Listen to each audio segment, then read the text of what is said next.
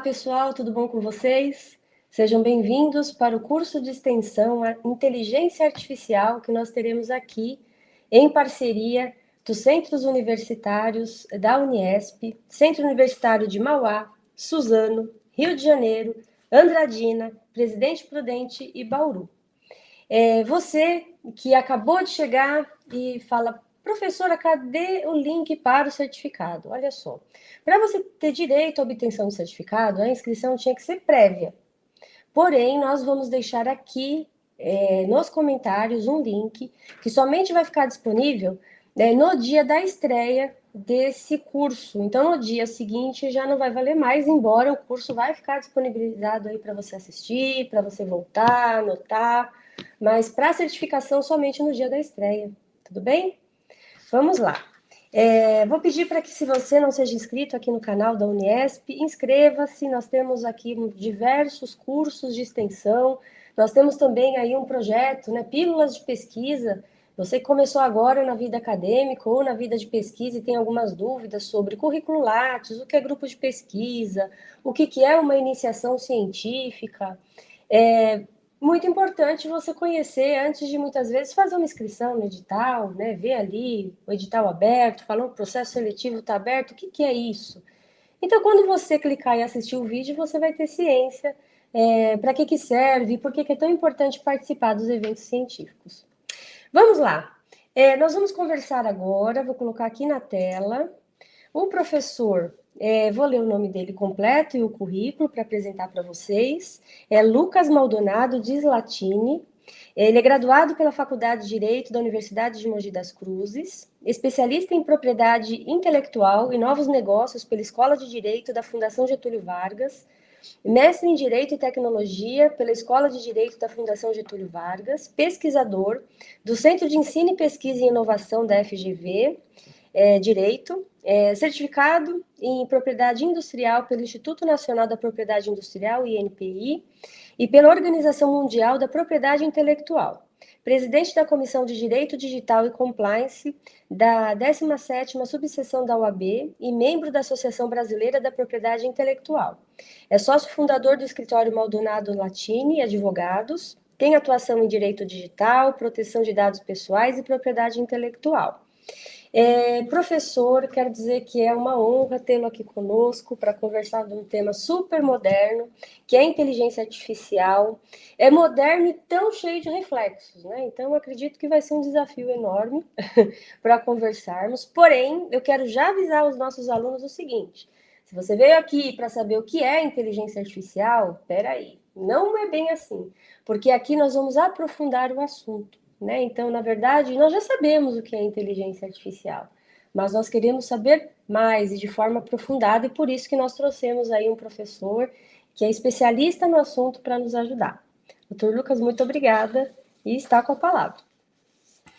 Olá, professora, muito obrigado. Olá a todos e todas que estão nos acompanhando aqui nessa aula de extensão. É um grande prazer estar aqui com vocês, para a gente trocar experiências, inclusive depois da aula, né? Para quem eventualmente precisar, eu fico à disposição aí, principalmente pelo LinkedIn ou e-mail, para a gente continuar trocando essas experiências. De fato, é um tema que teve um boom recentemente, mas ele, na verdade, é bastante antigo, data ali dos anos 50, o estudo de inteligência artificial, então, mas ela veio evoluindo e aí a gente tem que evoluir junto com isso, né? O direito tem que evoluir junto com a tecnologia, de fato. E essa é a nossa preocupação, será que seremos substituídos por robôs? Né? E o professor... É uma boa pergunta, mas a resposta é tranquilizadora, porque provavelmente não. O que a gente estuda é justamente que a vai mais potencializar o que a gente tem de melhor como ser humano do que necessariamente nos substituir, principalmente no campo do direito. Eu assisti os Jetsons, né? Muito Sim, antigo desenho que tinha sim. ali a robozinha, né? Os carros voadores. Então, nós vamos conversar um pouco hoje com o professor Lucas para saber se a gente está chegando perto disso. Professor, Sim. fica à vontade, a casa é sua. Até para as pessoas entenderem a dinâmica, o professor vai fazer uma apresentação, vai conversar com a gente, e ao final eu farei ali em torno de umas 3, 4 perguntas, só para complementar aí, né? Só para trazer mais dúvidas do que respostas. E o que vocês tiverem, assim, de muitas vezes de dúvida. Gente, o tema é tão extenso que muitas vezes pode sim ter a possibilidade até de um curso 2.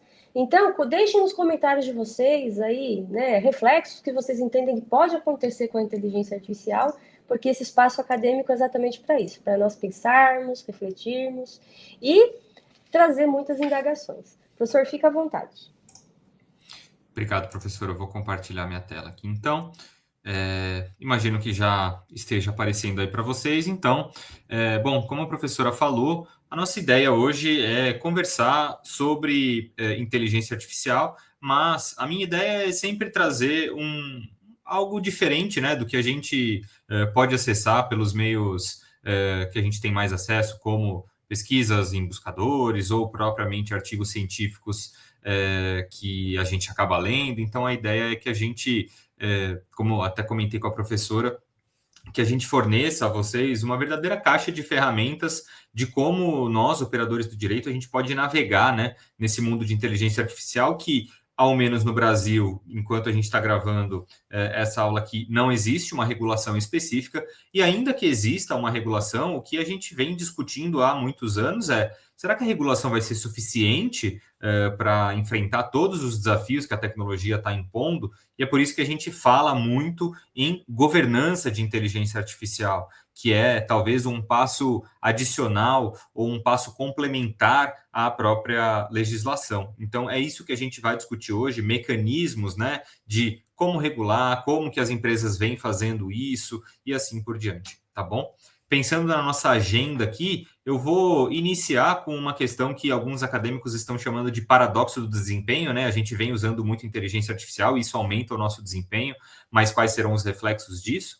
Depois a gente vai trazer as duas principais abordagens regulatórias e de governança que existem hoje no mundo, né? E que outros países, como o próprio Brasil, estão olhando, que é uma abordagem de IA confiável versus uma IA responsável. Depois a gente vai falar bastante sobre princípios de inteligência artificial, e aqui quando eu falo princípios, não são usualmente aqueles princípios abstratos, né, que a gente costuma ver na faculdade de Direito, mas princípios que têm uma aplicação bastante prática que as próprias empresas vêm adotando.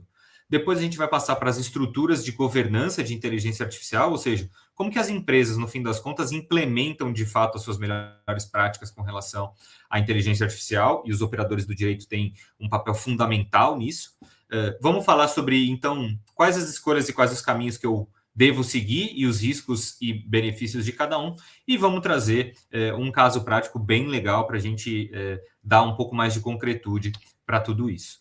Então, começando com esse que alguns acadêmicos chamam de paradoxo do desempenho, né?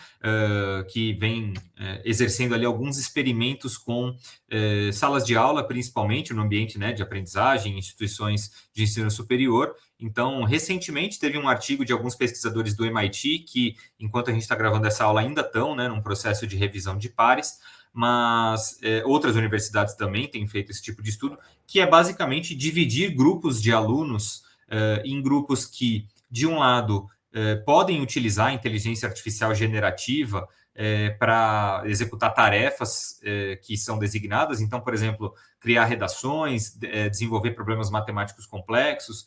Um outro grupo de alunos que pode utilizar meramente buscadores de internet, sem necessariamente usar inteligência artificial generativa, né? Aquela que a gente conhece, que a gente digita um texto que se chama de prompt e ela dá a resposta. Então, esse segundo grupo pode usar buscadores de internet, como a gente fazia até pouco tempo atrás. E um terceiro grupo não pode usar absolutamente nenhum apoio tecnológico, tá? Então, esses experimentos têm sido feitos fazendo geralmente essa divisão em 3 grupos, às vezes em 2 grupos, um sempre utilizando inteligência artificial e outros 2 não utilizando. E o que esses resultados vêm mostrando, e pela primeira vez a gente vem discutindo justamente o paradoxo entre desempenho e aprendizado, é que, muito embora os grupos que utilizam inteligência artificial eles de fato têm um desempenho muito melhor do que os grupos que não utilizam inteligência artificial, ou seja, eles produzem redações muito mais rápido, produzem boas redações e assim por diante, enquanto os outros grupos também conseguem produzir, mas não na velocidade, não com o desempenho que os grupos que utilizam inteligência artificial o fazem. Isso de um lado. De outro lado, após alguns dias desses testes, os pesquisadores costumam reunir o grupo que utilizou a inteligência artificial para fazer perguntas sobre aquela determinada tarefa. Então, olha, como você desenvolveu esse problema? Como você desenvolveu a redação? Como foi o processo de desenvolvimento disso? E, curiosamente, o que se verifica é que, apesar do desempenho ter sido muito mais alto nos grupos que utilizam inteligência artificial, não necessariamente o aprendizado foi na mesma medida. Ao contrário, os grupos que tiveram que colocar algum esforço cognitivo em relação a essas tarefas, então grupos que eventualmente até erraram os problemas matemáticos, mas tiveram ali um processo cognitivo mais intenso, eles lembram muito mais de qual é a tarefa, lembram muito mais dos desafios que enfrentaram para resolver aquela tarefa e mostra uma absorção do conhecimento com relação àquele tema muito maior. Então, pela primeira vez, talvez, a gente está discutindo esse verdadeiro paradoxo do desempenho, porque se de um lado a inteligência artificial faz com que nós desempenhemos muito melhor e façamos tarefas de maneira muito mais rápida, muito mais efetiva, de outro lado, a grande pergunta é: será que a gente está aprendendo com isso? Então, um advogado ou advogada, por exemplo, que se utiliza de inteligência artificial generativa para fazer uma petição ou um contrato, será que, de fato, aquela pessoa aprendeu, ela entendeu a matéria que está sendo discutida ali? Então, será que esse esforço cognitivo está sendo suficiente para a gente, de fato, absorver e aprender com relação a isso? É uma grande, grande questão que vem sendo estudada. Então, aqui eu trouxe, né, uma foto aí da sala de aula com os alunos justamente para mostrar isso, que no fundo, os alunos que utilizam inteligência artificial, apesar de desempenharem bem, eles não necessariamente têm um desenvolvimento cognitivo tão profundo, tá? Então, trouxe essa primeira dimensão aqui para a gente pensar juntos, né? Será que vale a pena a gente substituir de fato a nossa capacidade cognitiva, por exemplo, num ambiente de pesquisa como esse, meramente por um desempenho? Será que a gente está, de fato, criando, né, novos conteúdos? Será que, de fato, a gente está fazendo aquilo que a ciência tem de melhor, né, que é a evolução do conhecimento e assim por diante? Então, esse é um grande ponto, né, que vem sendo questionado tanto no ambiente acadêmico quanto no próprio ambiente profissional, né? Os profissionais cada vez mais têm usado inteligência artificial e, como a gente vai ver um pouquinho mais adiante, esse conhecimento que, em tese, os colaboradores aprendem, ele é um ativo bastante importante. Então, para a gente ir caminhando aqui, é justamente isso que eu falei, é o desempenho sem a compreensão real, né? Ao adotar IA na sua empresa, no caso de uma universidade, no caso de um ambiente de sala de aula, será que a gente está, de fato, impulsionando o aprendizado ou a gente está apenas mascarando a falta dele com bons resultados?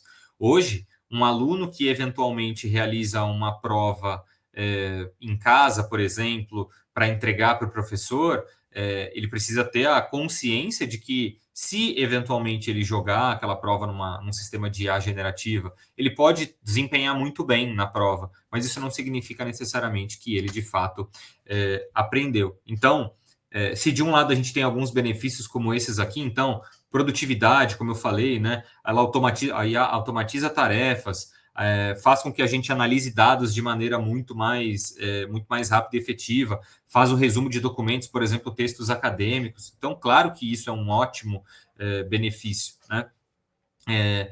Justamente por sintetizar grandes volumes de dados, a gente toma decisões muito melhores, muito mais efetivas com relação àquilo que o sistema de inteligência artificial analisou. A gente consegue analisar mais informações em menos tempo e isso melhora, ou pelo menos torna mais rápido, o nosso processo de tomada de decisão.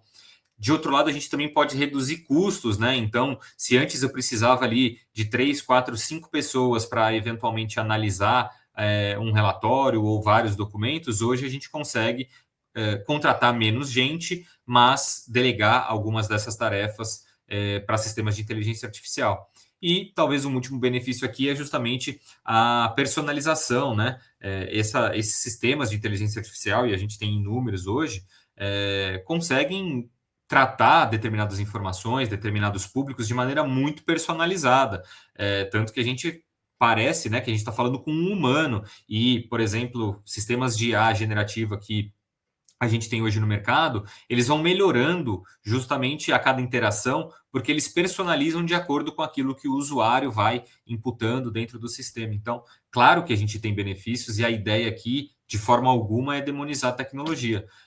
Mas existe um risco que eventualmente é invisível, né? Que a gente não consegue necessariamente ver, mas que, por essas pesquisas que eu comentei, a gente está conseguindo metrificar hoje. Então, como eu costumo dizer, nesse contexto, né, corporativo e educacional, o aprendizado ele não é um luxo, ele é um ativo estratégico. Então, nós, como operadores do direito, ao aprender não só o que está na nossa área, mas em outras áreas, como, por exemplo, inteligência artificial e outras áreas de direito digital, por exemplo, a gente se torna um ativo estratégico para as nossas organizações, né? Então, no fim do dia, o que a gente quer é ampliar esse conhecimento e, junto com isso, ampliar o nosso desempenho, e não necessariamente ter só um desempenho e uma verdadeira lacuna do conhecimento. E aí, um segundo risco que a gente precisa aqui endereçar é justamente a governança de inteligência artificial. Se a gente usar IA somente como uma espécie de atalho, tanto nós como profissionais, como as próprias organizações das quais a gente eventualmente vai fazer parte, a gente se torna vulnerável ao que a gente chama de obsolescência de competências e a dependência tecnológica. Ou seja, eu vou ficar sempre dependendo de um sistema de IA para executar determinada tarefa, e se não tem um sistema de IA, eu não executo a tarefa. Então, é isso que hoje também vem preocupando alguns pesquisadores, essa verdadeira dependência da tecnologia para a execução de tarefas que antes a gente executava muito bem, obrigado, sem o uso, na verdade, de inteligência artificial. E é por isso que várias organizações vêm incentivando e vem até adotando alguns mecanismos de governança, coloquei alguns aqui, né? Supervisão humana, revisão crítica dos resultados, ou seja, não tomar como verdade aquilo que o sistema de IA está trazendo, de fato, analisar isso à luz da legislação, por exemplo, se eu for pedir um contrato, ou analisar isso à luz da jurisprudência, se eu tiver eventualmente trabalhando em um caso, e assim por diante. Então, acho que a grande mensagem desse tópico é a governança, ela está durante todo o ciclo de vida, né, do sistema de inteligência artificial, e nós, como usuários, eventualmente, precisamos ter isso de maneira muito clara, tanto do ponto de vista pessoal quanto do ponto de vista organizacional dos lugares em que a gente trabalha ou eventualmente venha a trabalhar. E aí vocês estão me ouvindo, né, falar sobre governança, sobre como as organizações eventualmente estão adotando ali algumas ações práticas para isso. E aí o que é muito, muito interessante é o seguinte: hoje no mundo, a gente tem algumas potências de inteligência artificial, Estados Unidos, China e União Europeia, notadamente aqui, tá? Outros países também trabalham, mas talvez essas três grandes economias, vamos colocar, são economias que estão muito pujantes na área de inteligência artificial. China e Estados Unidos mais na área de desenvolvimento mesmo de sistemas, e União Europeia mais na área de regulação e tudo mais. E aí, com isso, a gente tem as duas grandes abordagens, né, regulatórias e de governança de inteligência artificial no mundo, e que isso reverbera tanto nos outros países que ainda estão discutindo esse tema, como o próprio Brasil, quanto nas próprias organizações em que a gente eventualmente trabalhe ou venha trabalhar. Ou seja, a abordagem que a gente vai escolher tem riscos e tem benefícios, como a gente vai ver a partir daqui. Então, essas duas abordagens que a gente chama de um lado de IA confiável e de outro lado de IA responsável, elas têm algumas diferenças.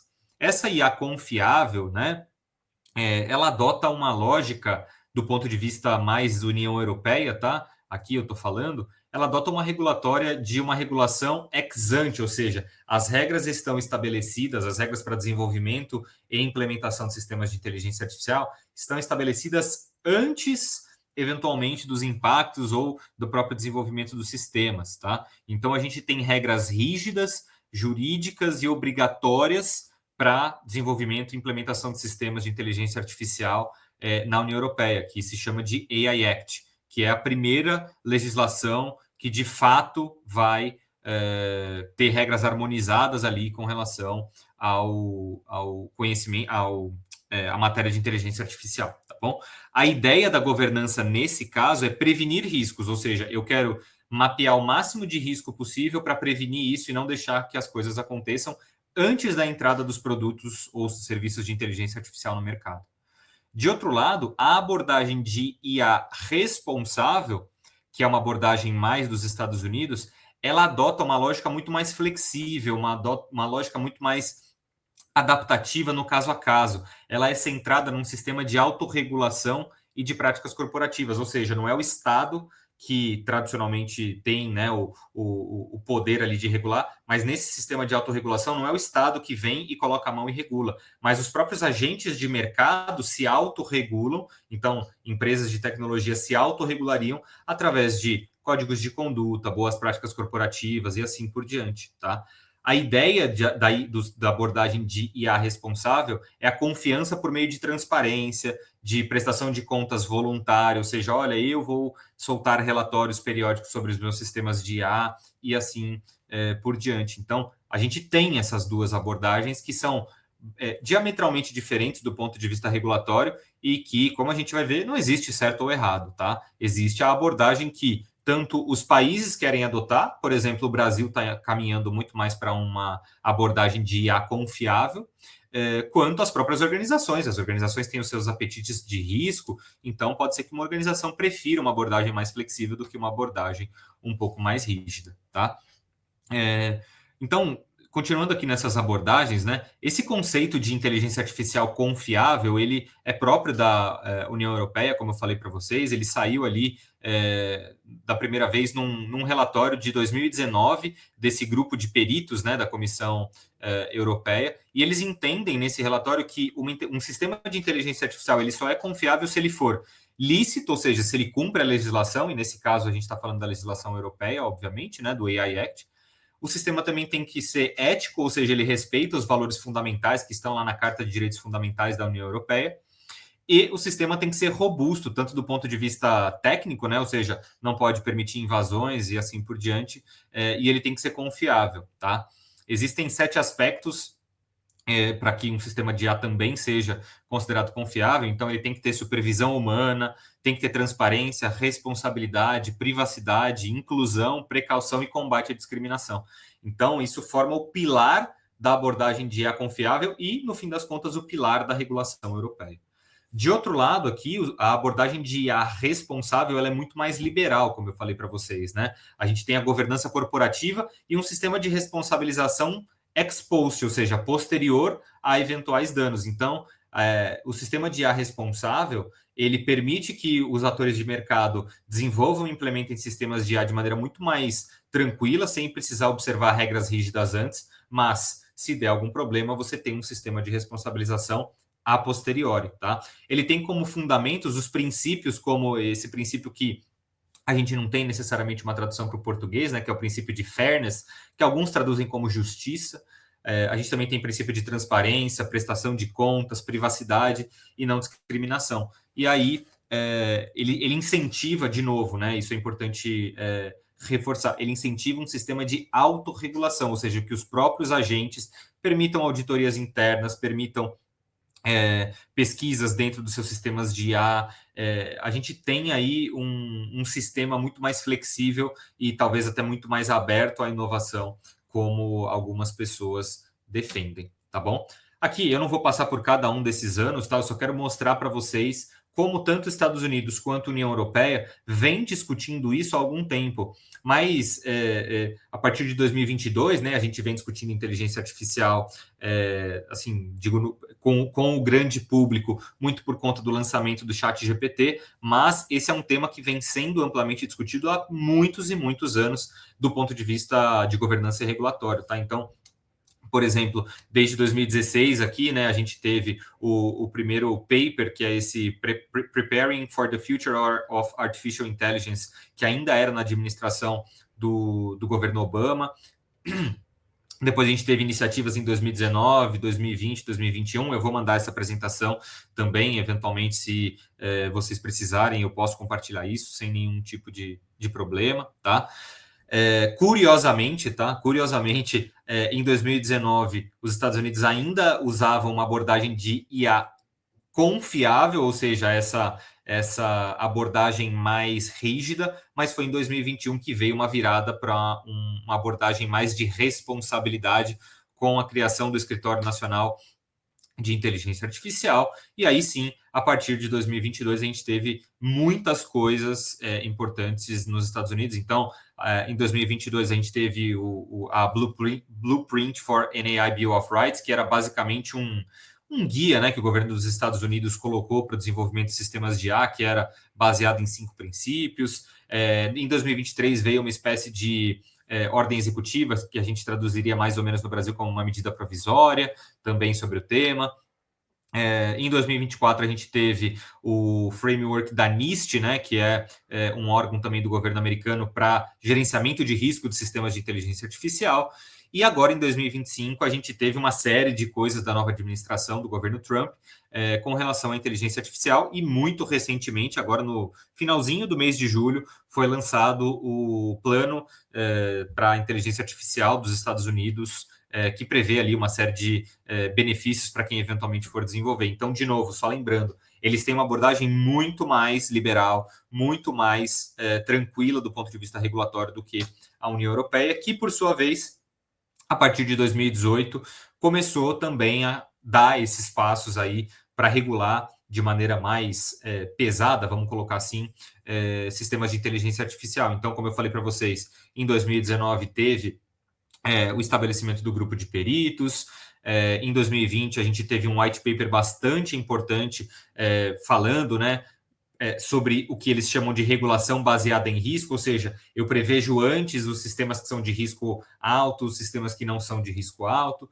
Em 2021, isso foi materializado numa proposta, né, num projeto de lei, que a gente chamaria aqui, que é a proposta do AI Act, que categoriza ali entre risco mínimo, risco limitado, alto risco e risco inaceitável, ou seja, na União Europeia hoje tem sistemas de IA que não podem ser utilizados, que é o de risco inaceitável. A União Europeia não permite alguns sistemas de IA, tá?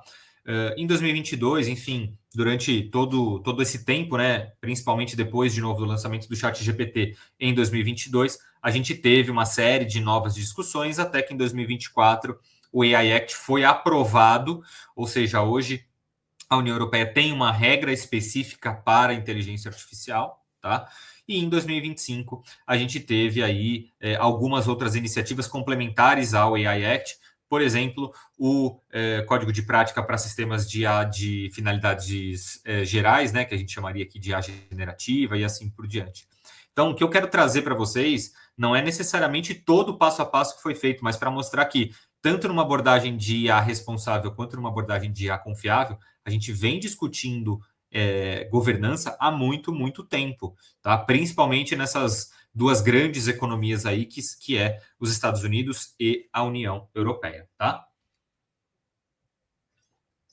E aí, como eu sempre costumo dizer, né? No fim das contas, enquanto a gente discute regulação e discute governança, os sistemas de IA vão sendo desenvolvidos e isso vai gerando efeitos no mundo real, né? E aí as empresas têm um papel crucial, importantíssimo, para mapear princípios de inteligência artificial corporativa, ou seja, quem deve decidir quais valores éticos orientam o uso de inteligência artificial nas empresas? O próprio mercado, numa abordagem muito mais norte-americana, ou o próprio regulador, numa abordagem muito mais de União Europeia. E aí, o que eu trouxe para vocês aqui é um quadro com 5 empresas. Aqui eu peguei 5, mas assim, tem N empresas que já estabeleceram os seus princípios para o uso e desenvolvimento de inteligência artificial.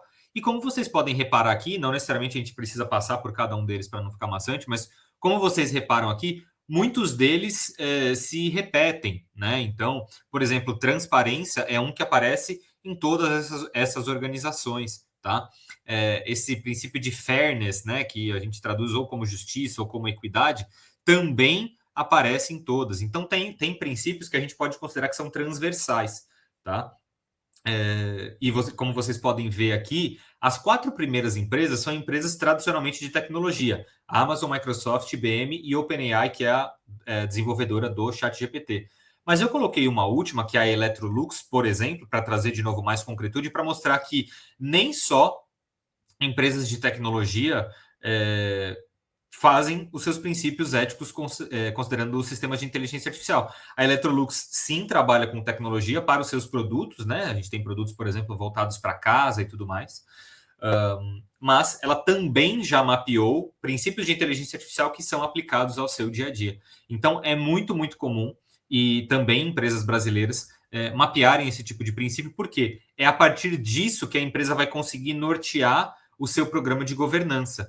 E nós, como operadores do direito, temos um papel fundamental no auxílio ao estabelecimento desses princípios, porque, por exemplo, se um dos meus princípios for transparência, eu, como operador do direito, vou ter que entender, mas o que é transparência no fim das contas? Até onde eu tenho que dar transparência para o meu usuário, de repente? Se um dos princípios é privacidade, a gente tem hoje no Brasil a Lei Geral de Proteção de Dados. Então, como que eu vou garantir, por exemplo, que eu vou usar um sistema de inteligência artificial, mas que eu vou continuar respeitando os dados e a privacidade de todas essas pessoas? Então, percebam, como eu falei para vocês no começo, os princípios que a gente estabelece, eles têm uma aplicação prática muito grande. E é daí a relevância do operador do direito entender não só da interpretação legal, mas de questões mais genéricas, como os próprios princípios, ou como guias, por exemplo, como diretrizes, para aplicar isso na ausência de uma regulação.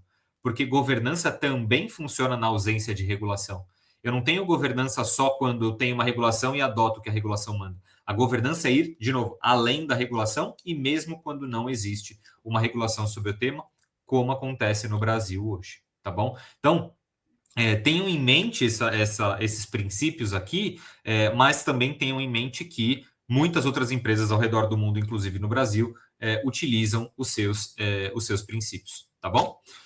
E aí, vocês podem se perguntar, tá, mas no fim das contas, como que eu operacionalizo isso, né? Como que eu boto a mão na massa e como que eu faço com que isso de fato aconteça como operador do direito na organização que eu eventualmente venha trabalhar? Como que eu implemento um programa de governança de inteligência artificial? Quais opções podem ser adotadas pelas organizações? E aí, a gente sempre trabalha com a ideia de que a governança de inteligência artificial ela vai muito além de eu escrever uma política ou um processo interno. É muito fácil escrever uma política de uso de sistemas de inteligência artificial. É necessário que haja estruturas orgânicas, que a gente vai ver a seguir, que promovam essa confiabilidade, né? Para que a gente, de fato, mostre que isso é uma preocupação na organização e não meramente falado da porta para fora da organização. Então, quando a gente fala em alternativas organizacionais, ou seja, estruturas que podem nos auxiliar a implementar de fato um bom programa de governança em inteligência artificial, mas também em privacidade e proteção de dados, a gente tem algumas opções. A primeira delas são os comitês de ética e inteligência artificial. Várias organizações estabeleceram comitês multidisciplinares para auxiliar na implementação e no desenvolvimento de sistemas de IA. O comitê ele pode ter diversas formas, ele é adaptável ao grau de maturidade da organização, ele tem uma diversidade de perfis, ele tem uma visão global, então é uma alternativa muito interessante. Perdoe. A gente tem ao lado do comitê uma figura, né, que vem ganhando cada vez mais notoriedade, que é um executivo de inteligência artificial, por exemplo, que se chama de Chief AI Officer, ou na sigla tem gente chamando de CAIO, né? Que são as siglas aí das primeiras, referente às primeiras letras. Ele está no que a gente chama de C-Level, né? Ou seja, num nível executivo, e ele justamente promove liderança estratégica de inteligência artificial na organização, e ele tem uma visão muito mais de negócio, né? Uma visão não necessariamente tão regulatória, tão estrita do ponto de vista regulatório, mas sim uma visão muito mais de negócio. A gente tem também os eticistas de inteligência artificial. Já existem profissionais especializados em ética de inteligência artificial e dentro das organizações, tá? Então, eles prestam ali apoios especializados em ética e regulação. Dentro das organizações, a gente também tem o que a gente chama de AI Champions, que são pessoas específicas dentro de cada setor que funcionam como uma espécie de evangelizador, né, da organização com relação aos princípios e à cultura de inteligência artificial. A gente tem também equipes multidisciplinares dedicadas, então hoje muitas organizações não estão mais trabalhando em time jurídico, time de TI, time de compliance e assim por diante. Eles têm equipes multidisciplinares em que dentro da equipe a gente tem profissionais de cada uma das áreas, que eles acabam chamando de squads, né? Ou seja, tem advogados e advogadas, tem profissionais de tecnologia da informação, tem profissionais de ética e assim por diante, justamente nessa implementação colaborativa, né, com representantes de diversas áreas. A gente tem a governança integrada, ou seja, a utilização de estruturas já existentes, ou seja, as organizações podem ter comitês de compliance que já estão estabelecidos e elas podem essas estruturas podem vir a ser utilizadas para funcionar como uma espécie de comitê de ética de inteligência artificial. E, por fim, a gente tem as estruturas que a gente chama de estruturas ad hoc, tá? Que são basicamente designações por projeto. Então, a gente tem um projeto que vai ter inteligência artificial. Vamos montar uma estrutura específica para esse projeto? Vamos. E aí você envolve, de novo, equipes multidisciplinares específicas para esse projeto, tá? A ideia aqui, gente, é mostrar que, na verdade, existe um grande cardápio de possibilidades para que o programa de governança de inteligência artificial ele seja realizado. E aí você se pergunta, tá, mas como é que eu escolho, no fim das contas, né? Como que eu olho para isso como um operador do direito? Então, como um bom operador do direito, a primeira coisa que a gente tem que olhar é risco regulatório. A organização que vocês fazem parte, ela está sujeita a alguma regulação específica sobre inteligência artificial? Quanto maior o risco regulatório, mais robusta tem que ser essa estrutura. Então, por exemplo, se há um risco regulatório alto, é muito importante que a gente, por exemplo, tenha um comitê de ética. Outro ponto, grau de uso de inteligência artificial. A minha organização, ela usa pouco ou ela usa muito inteligência artificial? Ela usa para decisões que são mais críticas ou está mais em uma fase experimental? Dependendo do grau de uso, a estrutura organizacional pode mudar. O grau de maturidade da organização também em relação a outros processos. Então, por exemplo, eu tenho um programa de privacidade adequado, ele é maduro, eu tenho uma estrutura de governança de outras áreas que é madura. E, por fim, a cultura organizacional. Organizações que têm uma liderança mais horizontalizada, elas tendem a ter decisões colegiadas, e aí talvez um comitê de ética ou equipes multidisciplinares façam mais sentido. Agora, organizações que têm uma tomada de decisão mais verticalizada, parece fazer sentido você ter um executivo para tomar a decisão meio no sentido top-down. Então, não existe certo ou errado, existe, de novo, apetite de risco e o melhor modelo de acordo com cada uma das organizações. E é por isso que a gente fala, né? Os caminhos que existem entre IA responsável e IA confiável, eles não existe o melhor ou o pior caminho. Existe, na verdade, riscos e benefícios de cada um deles. No sistema de IA confiável, a gente vai ter uma ênfase nos riscos e proteção a direitos fundamentais, uma regulação mais abrangente. De um lado, a gente tem menor risco legal, mas a gente tem mais burocracia. Já no sistema de IA responsável, a gente tem maior flexibilidade, mas menor previsibilidade. Então, a ideia é que nós, como operadores do direito, tenhamos essas noções para que, ou a gente tome as melhores decisões, ou a gente possa indicar para o nosso cliente, seja externo ou interno, o melhor caminho para tomar essa decisão. No fim das contas, é uma balança, né? Porque as organizações elas querem entrar nesse campo da inovação muito rápido, mas, de outro lado, a gente, às vezes, funciona como um pé no freio, porque a gente tem questões de conformidade e de ética. Então, eu reforço. Não existe um modelo único e nenhum caminho certo ou errado. Essas escolhas têm que refletir o apetite de risco, o grau de uso e a realidade organizacional com relação à inteligência artificial.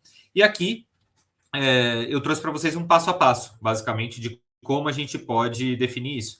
Então, a gente tem que definir responsabilidades, a gente tem que saber quais soluções de inteligência artificial são usadas, tem que ter um relatório geral de impacto dentro da organização falando quais sistemas são críticos, tem que estruturar o programa de governança, tem que definir os princípios, como eu mostrei para vocês, e, por fim, a gente cria, sim, as estruturas orgânicas. Então, são passos que são necessários, tá? Que não adianta a gente colocar o carro na frente dos bois. E aí o que eu trago para vocês é uma espécie de framework, uma espécie de metodologia para a criação de comitês de ética e inteligência artificial, de uma pesquisa que eu participei, da FGV, e a gente montou um verdadeiro cardápio de como as organizações podem estabelecer os seus comitês de ética e inteligência artificial e outras estruturas orgânicas. Ele é baseado nesses 5 pilares aí que vocês estão vendo: finalidade, estrutura, composição, poder e processo decisório, e ele funciona muito bem, modéstia à parte, ele funciona muito bem para esse tipo de tomada de decisão.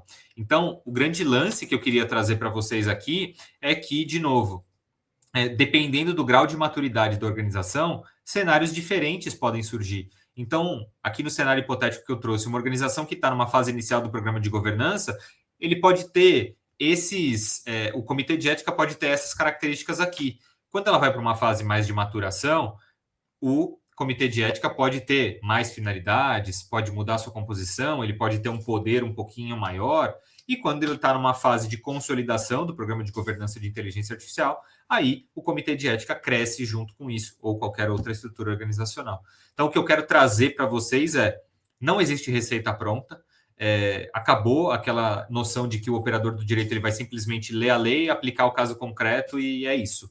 O que a gente tem, às vezes, é que criar a partir de cenários de diretrizes governamentais, de relatórios, de organizações, e aí a gente cria um ambiente regulatório mais favorável para o nosso cliente. E aí, me encaminhando aqui para o final, eu queria trazer um caso para vocês para mostrar que tudo isso que a gente viu até aqui tem um impacto na vida real. E aí, eu escolhi o caso de uma empresa que se chama Pymetrics, tá? Essa empresa, basicamente, ela é uma empresa de recrutamento, tá? Então, eu estruturei o caso aqui em 8 passos, vamos colocar. Então, de novo, o modelo da Pymetrics é uma empresa de recrutamento e ela seleciona as pessoas através de jogos, tá? E aí, como a gente vai ver, tem aí uma pimenta nesse caso específico. Bom, eles estão sediados nos Estados Unidos, então, de novo, conversa com o que a gente vem falando aqui de um modelo mais liberal, um modelo menos regulado, e basicamente a Pymetrics criou um sistema de IA que é capaz de recomendar a contratação de pessoas a partir da análise de traços psicológicos. E como eles fazem isso? Eles têm um conjunto de 12 jogos eletrônicos que são utilizados ali a depender da vaga que está sendo oferecida, tá? E nesse modelo da Pymetrics, o grande diferencial deles é que ele não se baseia naquela autodeclaração clássica do candidato, né, de quais habilidades o candidato tem, mas em uma avaliação e verificação de compatibilidade entre os traços da personalidade e o perfil da vaga. Então, desses 12 modelos, a empresa seleciona eventualmente 1, 2, 3 ou 4, ou os 12 que precisa para aquela vaga, e assim por diante. A Pymetrics fala para os seus clientes que ela consegue reduzir em 2 semanas o tempo de contratação, 28% a redução do custo, 50% a menos de entrevistas e 57% de retenção de talentos aumentados. Então, é um grande, assim, é uma grande coisa que a Pymetrics eventualmente consegue fazer, tá? E aí, como eu falei para vocês, eles basicamente selecionam quais jogos vão ser para aquela determinada vaga, pedem para a empresa 50 funcionários ali quando a empresa é grande, né, com habilidades semelhantes àquelas que está sendo divulgada, com a vaga que está sendo divulgada, e a partir disso ela faz aí essa verdadeira análise de soft skills, tá? De novo, não se baseia na percepção ou na autodeclaração do próprio candidato sobre ele mesmo.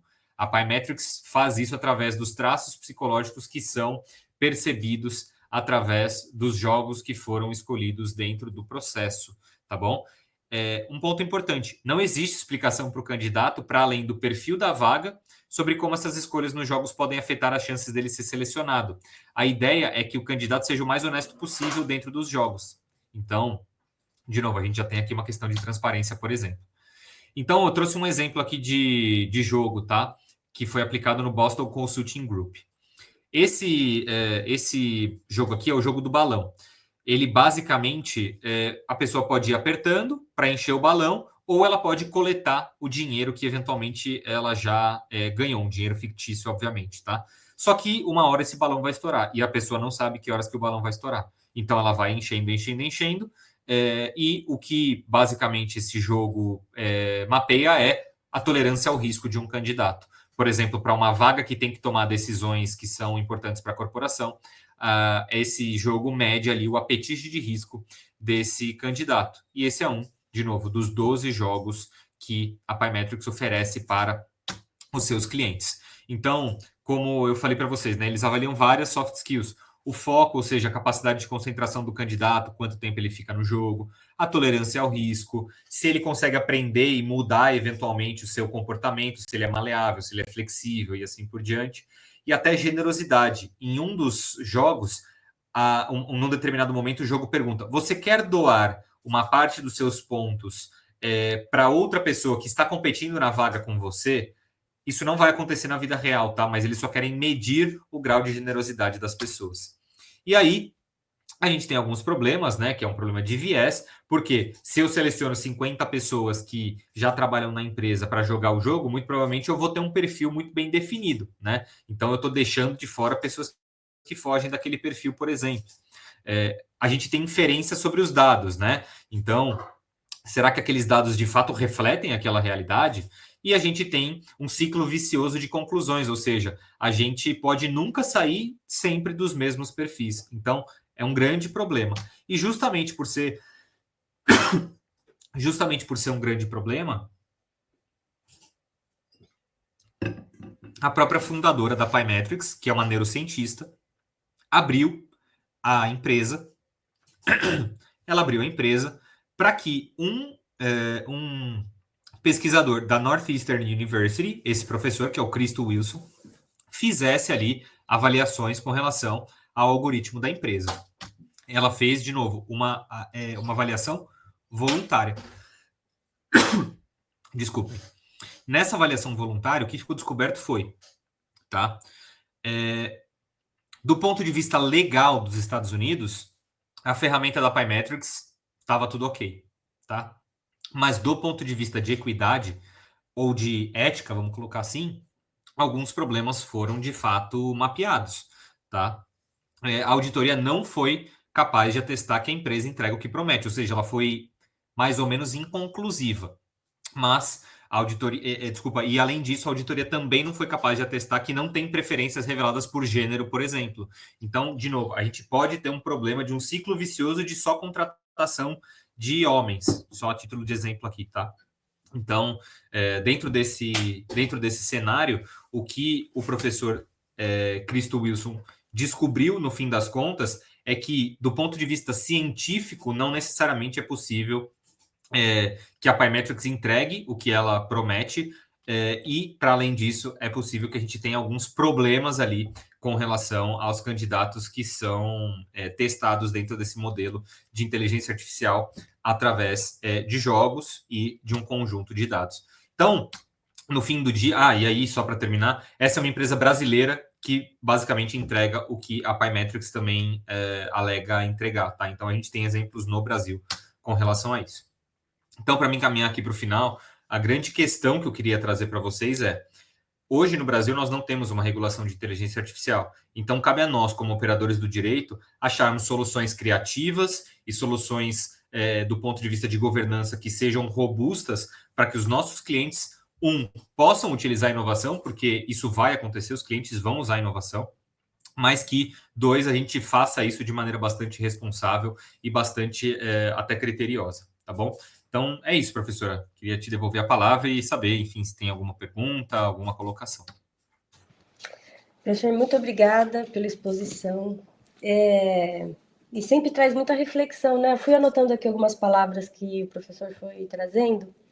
Uma delas que eu anotei foi a questão do desempenho sem compreensão, né? Isso afeta, lógico que o professor falou muito das empresas, tudo, mas se a gente até puxar aqui para o campo da educação, é uma preocupação muito grande que os professores têm, né? Dos alunos trazerem lindos trabalhos, mas muitas vezes não ter compreensão do que foi escrito, né? Porque hoje a nossa preocupação parou de ser formatação, hoje muitas vezes uma língua portuguesa que não estava ali, né, tão bem adequada. A preocupação hoje é se ele conhece o texto que ele mesmo escreveu, né? E isso eu achei interessante, porque como o professor deu esse enfoque, né, dessas questões empresariais, eu fui trazendo para a minha área aqui da educação, que eu falei, poxa vida, né?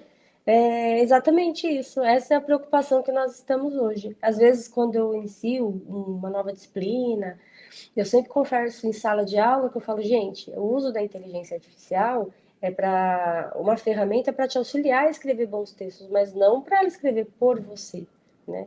Correção de português, a ajustar numa edição, né? Ajudar muitas vezes até meu texto ficou bom, né?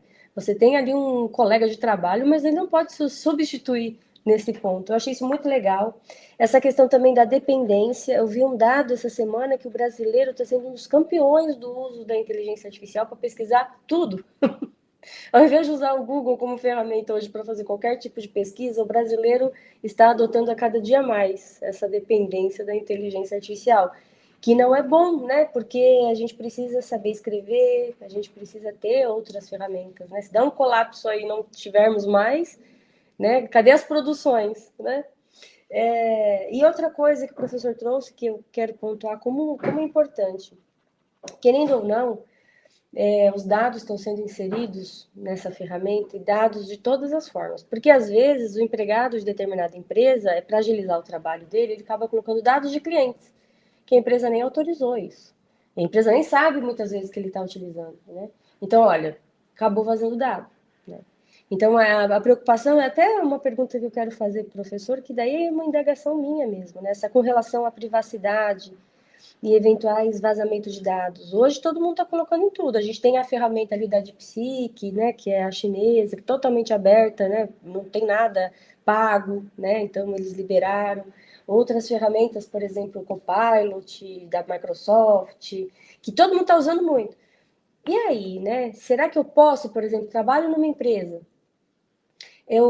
para agilizar ali o meu fluxo de trabalho, né? Eu tenho planilhas de dados de clientes. Eu tenho segurança ao colocar esse tipo de informação numa inteligência artificial, seja ela paga ou não? Nos ajude nesse pensamento, professor. Legal, joia. O que muitas empresas têm feito, e o Copilot é um exemplo disso, é usado sistemas de IA dentro dos limites digitais, né, da organização, ou seja, só com arquivos e documentos e prompts, etc. e tal, que estejam dentro de um ambiente controlado da própria organização. Aqui, obviamente, o risco de vazamento ou de uso indevido das informações, ele é muito menor, né? Porque, de novo, você basicamente não tem contato com bases externas ou essas informações não necessariamente, pelo menos é o que as empresas alegam, não são usadas para melhorar o sistema para outros usuários que sejam de fora dessas organizações. Mas, de fato, em ferramentas que são abertas ao público, é contraindicado que você coloque informações confidenciais ou mesmo dados pessoais, muito embora, do ponto de vista técnico, essas informações não fiquem da forma como você colocou, elas são convertidas em espécies de tokens. Até tem uma ferramenta muito interessante da OpenAI que explica, né, como essa quebra de palavras, enfim, é feita. Mas, de fato, não é indicado, porque, no fim das contas, essa informação pode vir a ser utilizada, ainda que de uma maneira não direta, mas para ou não retreinar o sistema, né, mas para melhorar os sistemas futuros e assim por diante. Então, de fato, não é indicado. E uma coisa muito curiosa, né, que você comentou, professora, você falou, sistemas de IA podem ser usados para, por exemplo, fazer correções ortográficas e tudo mais. Eu participei de uma pesquisa que a gente fez um mapeamento, né, de bases de dados para treinamento de sistemas de IA. A esmagadora maioria dos modelos, ele é treinado com inglês. Então, assim, ele meramente traduz para o português através de, né? Obviamente, ele usa, ele tem ali um treinamento para o português, mas não necessariamente ele vai fornecer a melhor tradução ou a melhor ortografia. Então, é muito curioso isso, porque quando a gente mapeou, a gente falou, caramba, mas a nossa língua, ela mal ela mal tem representação dentro do âmbito de base de treinamento para modelos de inteligência artificial. Até porque quando nós temos o hábito, muitas vezes, de ver textos, quando um texto é escrito pela IA, a gente já identifica. Porque, geralmente, é sempre no mesmo formato. Muito bem Sim, escrito, um português bacana, correto, mas dá para identificar. Né? é isso. Geralmente eu trabalho, corrijo o trabalho de conclusão, artigo científico, do parecer em revista. Aí, quando um artigo vem, eu sei que foi feito, dá para perceber que foi feito, até pelo Sim, formato, pela estrutura, dá para identificar. Né? Eu acho que isso, obviamente, que vai aprimorar muito com o tempo, até porque a gente vai alimentando também com dados, isso vai aprimorar, mas por sim, hora dá para identificar. Né?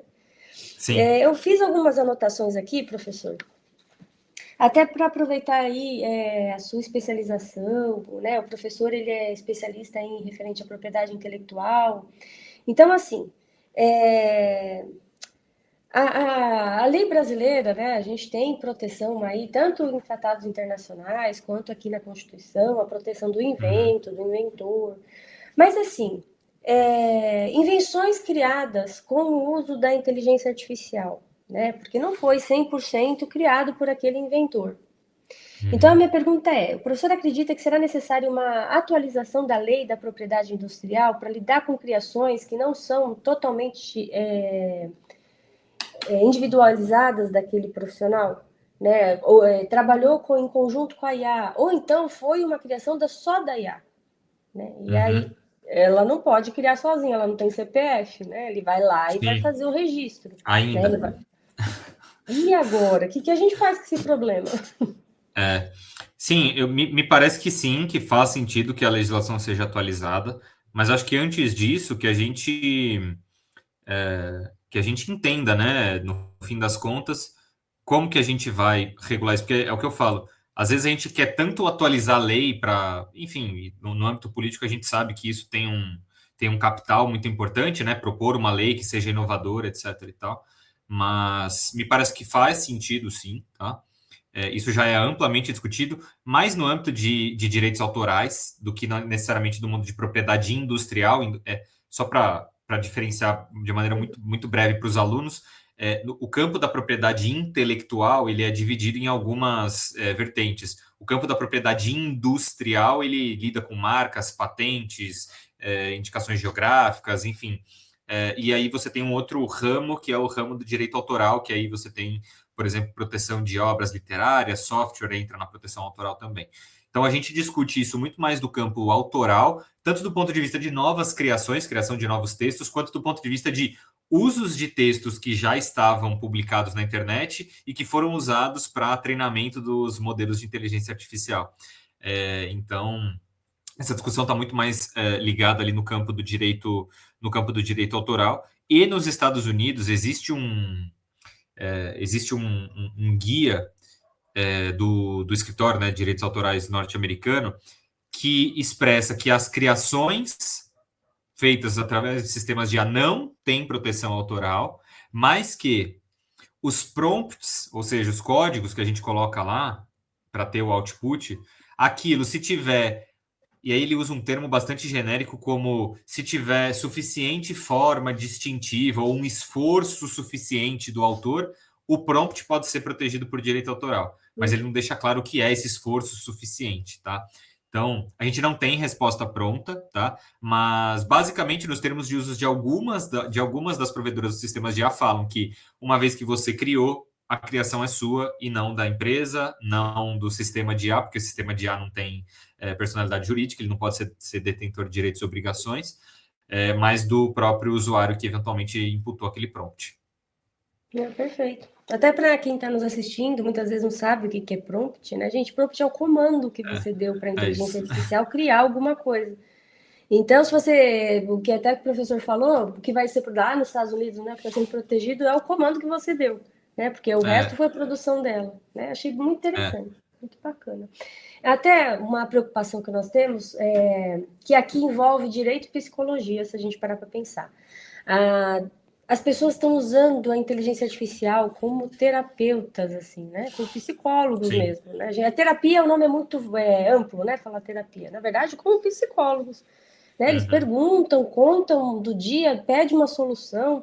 E aqui, até mesmo o professor falado, obviamente, que o professor é advogado, fala até do ponto jurídico quanto a isso, Uhum. mas o seu ponto de vista aí, jurídico e ético, né?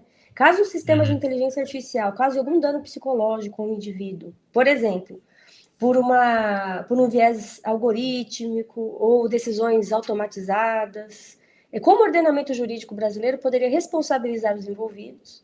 E essa responsabilidade recairia sobre o desenvolvedor, ou o usuário, ou de ambos. Uhum. Tá. É, Bom, a gente tem várias ferramentas que são inclusive especializadas para isso, tá? Então, não só as mais famosas que a gente conhece, mas tem, por exemplo, uma que chama Woebot, que é WOEBOT, que é um sistema de IA próprio para isso, tá? Para apoio psicológico. E aí acho que a sua primeira pergunta foi se o ordenamento jurídico brasileiro resolveria esse problema de dano psicológico, né? Como eu falei, a gente não tem uma regulação de IA hoje, tá? Então a gente teria que ir para outras regulações. E aí, se a gente estiver falando de uma pessoa, de uma empresa que fornece isso na qualidade de fornecedor e de um usuário que toma esse serviço na qualidade, ou esse produto na qualidade de um consumidor, a gente entra em CDC aqui, e aí, claro, a gente teria que apurar a conduta, se o sistema de fato deu ali teve alguma saída que de fato foi errada ou que prejudicou de alguma forma o usuário, mas me parece que, do ponto de vista de CDC, a gente resolveria o problema, inclusive com responsabilização objetiva. E dois, do ponto de vista de Código Civil, me parece sim enquadrar ali no 927, parágrafo único, que prevê responsabilidade objetiva pelo risco da própria atividade. E aí, desculpa, tinha um segundo ponto da sua pergunta. Se a responsabilidade recairia sobre o desenvolvedor, Sim, é usuário ou verdade. ambos. Nesse caso que eu estou falando, a responsabilidade recairia sobre a empresa, né? Sobre o usuário, acho que não tem como uma pessoa, enfim, ser responsabilizada por isso. Particularmente, acho muito difícil. Nesse caso, recairia sobre a empresa, mas, de novo, só lembrando, a gente está olhando isso sob uma perspectiva de consumidor, tá?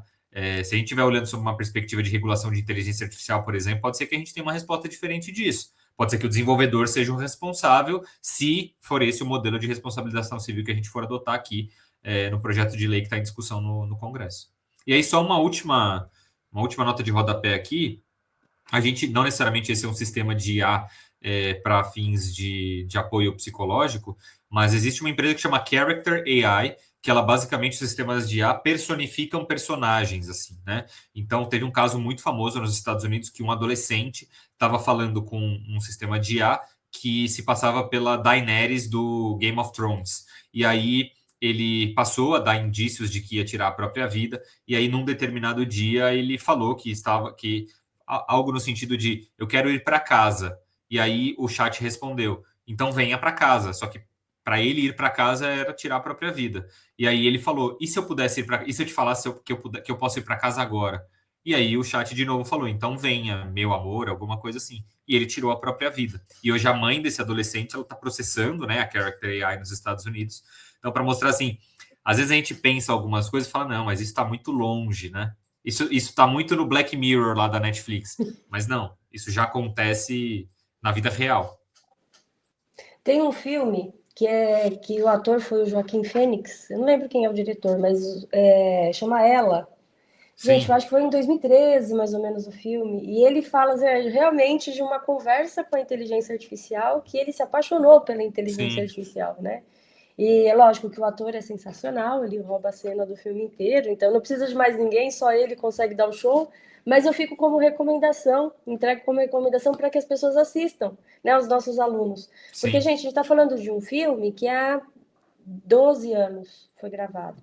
E numa utilização de IA que a gente está tendo agora, dessa interação humanizada que as pessoas estão tendo, né? Que na Exato. época, quando todo mundo assistiu, achou que estaria isso muito distante. Né? Hoje não, né? Tá É aí, verdade. né? É verdade. Então, na verdade, eu vou deixar só uma última pergunta, que não é bem uma pergunta. Nós teremos aqui os estudantes que prestarão o exame, né, do ENAD, agora no final do semestre. Vai ser agora o curso de Direito e de Psicologia. Então, qual a sua experiência, professor? Conta para nós. O que você apostaria, assim, ou falasse, o que tem de moderno referente à IA, que muitas vezes uma questão de direito, né? Lógico que o professor é da área do direito, mas a gente acaba perguntando da psicologia também. E também, assim, o professor acha que a IA irá substituir nossas funções ou atuará com uma ferramenta aí de apoio aí para os profissionais? Eu vou começar pela última, aliás, que é mais fácil. Não, não vai substituir. Não vai substituir. Inclusive, eu estou participando agora de uma pesquisa que vai até maio do ano que vem, sobre o impacto da inteligência artificial generativa no direito. E a gente está estudando justamente no direito brasileiro, especificamente, porque tem muita coisa lá fora, né, mas pouca coisa aplicada aqui. Mas uma conclusão, assim, que é unânime em todos os relatórios que a gente leu até agora, nessa revisão de literatura, é que IA vai funcionar muito mais como uma ferramenta de apoio aos advogados do que necessariamente advogados, advogadas, enfim, profissionais jurídicos, do que necessariamente de substituição, tá? Então, fiquemos tranquilos todos, porque dificilmente a gente será substituído. Com relação à pergunta, né, que pode ter alguma coisa relacionada ao ENAD, eu, assim, se eu fosse apostar em alguma coisa, eu apostaria em regime de responsabilização, primeira aposta. Então, assim, qual seria um eventual regime de responsabilização, mais ou menos na linha da sua pergunta? E a segunda, eu também falaria sobre responsabilização, mas aí do lado de propriedade intelectual, que também foi uma pergunta sua, mas eu acho que essas são duas boas perguntas, assim, se o direito brasileiro resolve o problema, e nesse caso, quem seria eventualmente responsabilizado. Eu sei que foram duas das suas perguntas, não estou querendo fugir, mas eu acho que eu não sei se o ENAD perguntaria coisas tão densas, talvez, como regulação baseada em riscos ou regulação baseada em direitos, por exemplo. Qual é o modelo regulatório mais adequado? Eu acho que o ENAD ele tem talvez perguntas mais aplicadas a casos concretos, assim. Então, me parece fazer mais sentido. Sim, na psicologia, por exemplo, essa questão desse comportamento humano, de usá-la como realmente, né, uma pessoa e conversar e pedir até orientação, eu acho que é uma das questões que pode sim ser cobrada até dos estudantes, né? Porque o uso começou a ficar muito intenso nesse sentido, né? E no direito não tem como, né? Direito é responsabilidade, responsabilidade Sim, civil, né? Essas questões de algorítmico, eu acho que sim, tem muita chance aí de ser cobrado aí, falar até pro pessoal, gente, dê uma lida, né? Tem muitas revistas especialistas das áreas, né? Leia muitas vezes só para poder dar uma atualizada, notícia, que eu acho que isso é muito importante. Até para uma eventual interpretação de texto. Né? Muitas vezes a pergunta vai falar sobre responsabilidade civil, mas ela vem com um texto voltado para IA. Né? Então a gente tem um você, às vezes. relatório da Comissão de Juristas, inclusive, do próprio Senado Federal, né? Que, enfim, o projeto de lei ele foi discutido na Câmara, foi para o Senado apresentou um substitutivo, discutiu na Comissão Temporária de IA e agora está na Câmara de novo. O relatório final da CTIA, que é a Comissão Temporária de Inteligência Artificial do Senado, é uma boa leitura, assim, para isso, porque ele define regime de responsabilização, justificativas e assim por diante. Nossa, é uma leitura até para poder entender o que está acontecendo aí no Brasil. Eu acho que seria muito importante para ir preparado para esse exame aí. Professor, só resta a mim agradecer pela aula que tivemos. Agradeço muito por responder minhas perguntas malucas, porque a gente acaba não tendo Não, IA, aí imagina. acaba fazendo alguns questionamentos. Então, eu agradeço muito por conversar com a gente. E eu vou deixar aqui, gente, a LinkedIn do professor Lucas, se vocês quiserem seguir, acompanhar, né? Eu sempre falo para os alunos que a melhor coisa é acompanhar o professor, porque quando vai ver ele já está dando aula de É, graça, porque todo dia a gente acabou fazendo algum comentário, alguma é coisa, você verdade. estudou e nem percebeu, né? Professor, É quiser verdade. deixar um recadinho, falar com o pessoal, fica à vontade. Tá joia, gente. Então, queria mais uma vez agradecer, na verdade, só agradecer aí o espaço, ficar à disposição, e reforçar isso, assim, hoje em dia já não basta que nós, operadores do direito, saibamos a lei, saibamos interpretar a lei, a gente tem que buscar, eu costumo brincar, eu falo que se antes as fontes tradicionais do direito era doutrina, jurisprudência e legislação, hoje em dia isso foi amplificado, assim, muito, muito, muito, porque a gente não pode mais tomar a legislação só como lei, a gente tem que tomar por exemplo, como guias orientativos de autoridades ao redor do mundo inteiro. Então, por exemplo, o Brasil olha muito para a perspectiva europeia. A gente olha para o que, por exemplo, o Comitê Europeu fala. Né, agora eles têm um escritório específico de inteligência artificial para entender mais ou menos a tendência que vai ser para cá. Então, acho que essa é a grande mensagem. Se atualizar sempre. Assim, são temas de fronteira que vocês estão vendo aqui. Não é toda instituição que tem essa. Eu costumo falar que é um ato de coragem até, porque no fundo, a gente acaba trazendo talvez mais dúvidas do que respostas, mas é muito importante que a gente tenha essa habilidade de refletir, de buscar e de ser criativo, no fim das contas, buscando as respostas para os nossos clientes, enfim, para quem nos consulta eventualmente em outras fontes. Mas obrigado mais uma vez. Eu que agradeço. Pessoal, olha só, aí no chat, na verdade, no primeiro comentário que tem aí do vídeo, tem o link referente à inscrição para inserir os dados para certificado, e ele só vai ficar disponível no dia que essa aula for disponibilizada. Então, a ideia é que vocês tenham já feito previamente. Se já fez a inscrição previamente, fique tranquilo. Mas se ainda não fez, ainda dá tempo de clicar somente na data de hoje que o vídeo está circulando. Tá bom? Bons estudos para todos. Até nosso próximo curso de extensão. E muito obrigada, professor Lucas.